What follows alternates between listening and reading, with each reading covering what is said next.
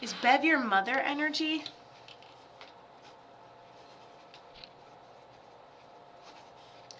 She goes, oh, Stephanie said yes. Is that who I'm talking to? Yes. Okay, great.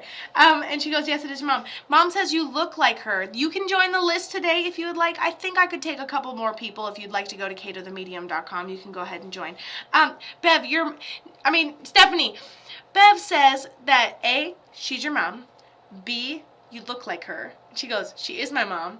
And I do look like her. And she goes, and she acts a lot like me. And she goes, I declined medically too. Couldn't breathe. Everything was okay, but I really couldn't breathe. I was in and out, Kato. Real tired.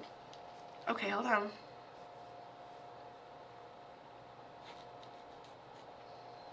Didn't make sense. Refused to believe it. Mom's gone all at once. I don't want to be too much on the other one where it was the person she lost her like really young. I'm trying to like decipher the two. Okay, so I see sunshine with this person. Like we don't expect that we're gonna lose her so quickly, and whatever she has, we don't expect it to necessarily kill her.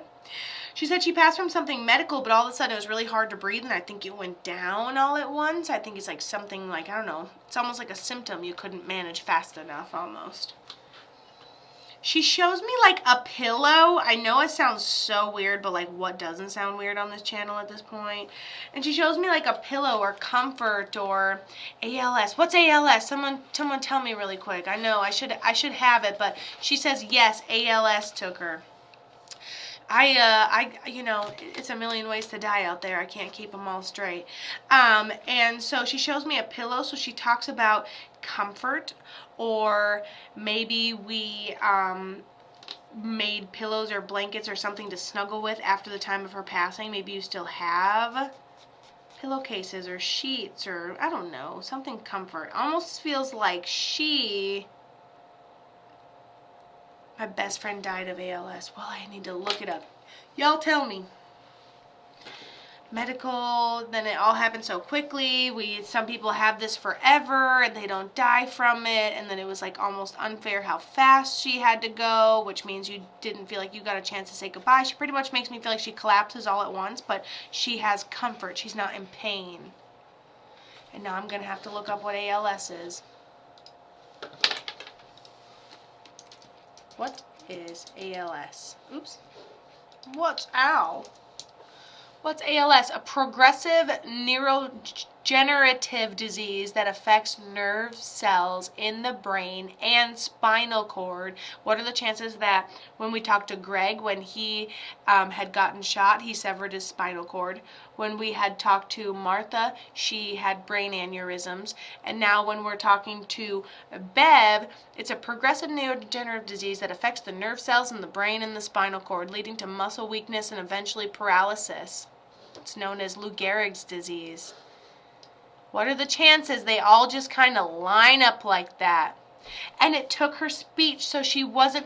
Oh, and then that's why she said you weren't able to say goodbye toward the end, was because it also took her speech, and she literally wasn't able to communicate. And then she draws a pillow like she's laying down and comfortable. Also, Jinx, also, she wants to know she is taken... She says thank you, whoever took care of her toward the end of her life. Thank you. She didn't expect to go that quickly. And then she has this degenerative disorder that can leave somebody paralyzed.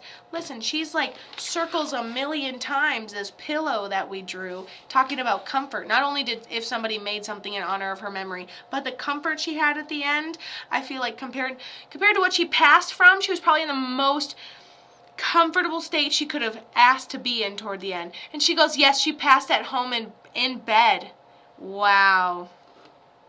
It took her speech and she passed at home in bed, and she was comfortable, and she loved that she was able to pass in bed. And she talks about her bedding and her pillow and being comfortable and not being in pain. So I love it. I love bringing her in. And so she says that, you look like her. She goes, she hears from me all the time. She says, birds repeating numbers on the clock.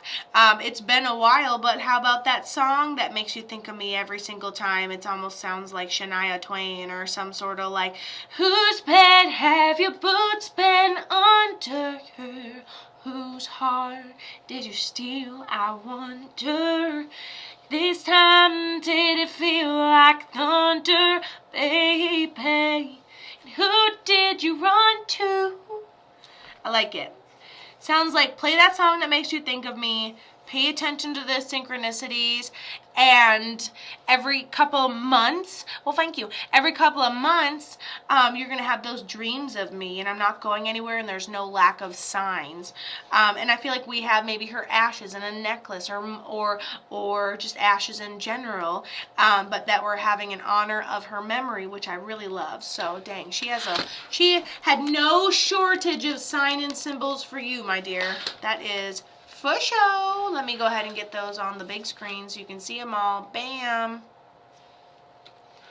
And you have her ring. Oh my goodness. Do you have any of her ashes by any means? Do you have them in a ring, or is it just one of her rings? It's like just been recently that people are like, I have ashes in a ring. I'm like, listen, I didn't even know we could do that, but I love it. But I love it a lot. Okay, no ashes, but we have a ring in honor of her memory. All right. I'll take it. But yeah, just remember synchronicities, the birds, the repeating numbers on the clock, the dreams when you have them. She was buried. Damn it. She goes, yeah, beliefs in the physical world. It's a little different now, isn't it, Kato? And she kind of like, she must have had a really like strict or specific mindset that she followed. And after she passes, she's like, oh, okay, makes a little more sense now. I'm like, All right, love you.